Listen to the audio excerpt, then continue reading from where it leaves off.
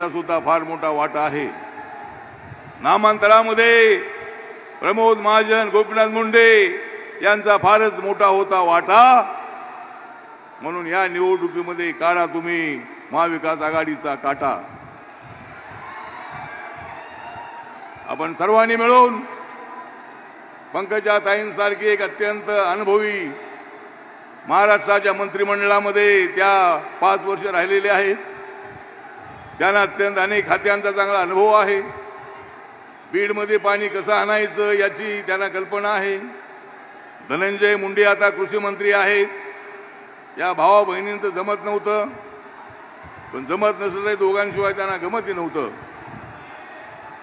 आता हे दोघे सुद्धा एकत्र आलेले आहेत। सर्वजण एकत्र आलेले आहेत। आम्ही सगळे एकत्र आलेलो आहोत। त्यामुळे आपल्याला एक गोष्ट लक्षात ठेवायची आहे, ही जी निवडणूक आहे, निवडणूक आपली अत्यंत महत्त्वाची निवडणूक आहे। या निवडणुकीमध्ये नरेंद्र मोदींना तिसऱ्यांदा प्रधानमंत्री बनवायचं आहे। देशातला दलित समाज मोठ्या संख्येने त्यांच्या पाठीशी उभा आहे। मागच्या निवडणुकीमध्ये 303 जागा बीजेपीला आणि एनडीएला 329 जागा होत्या।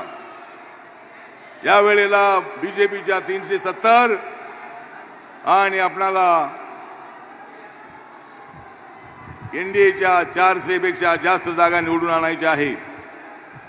आणि त्यासाठी राहिलेले 5 दिवस आहेत। या 5 दिवसामध्ये घराघरापर्यंत आपण पोहोचायचं आहे। मुस्लिम समाजाच्या घराघरापर्यंत पोहोचायचं आहे। त्यांना समजावून सांगायचं आहे। मुस्लिम समाज को मेरा निवेदन है कि आप कांग्रेस के बहकावे में आने की कोशिश मत करो। ये कांग्रेस वाले बहुत बड़े खतरनाक हैं। ये कांग्रेस वालों ने देश का पूरा सत्यानाश कर दिया है। देश को गरीबी में